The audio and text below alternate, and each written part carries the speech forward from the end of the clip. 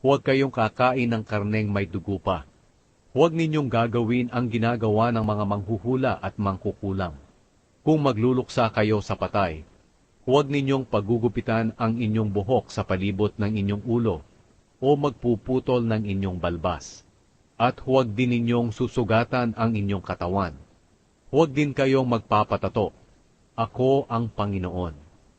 Huwag ninyong ilagay sa kahihiyan ang inyong anak na babae sa pamamagitan ng pagpilit sa kanila na ipagbili ang kanilang sarili para sa panandaliang aliw, dahil ito ang magiging dahilan ng paglaganap ng kasamaan sa inyong bayan.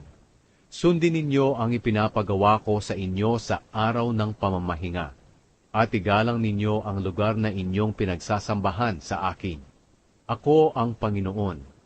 Huwag kayong sasangguni sa mga espiritistang nakikipag-usap sa kaluluwa ng mga patay, dahil kapag ginawa ninyo ito, ituturing kayo na marumi. Ako ang Panginoon na inyong Diyos. Igalang ninyo ang matatanda. Igalang niyo ako na inyong Diyos. Ako ang Panginoon.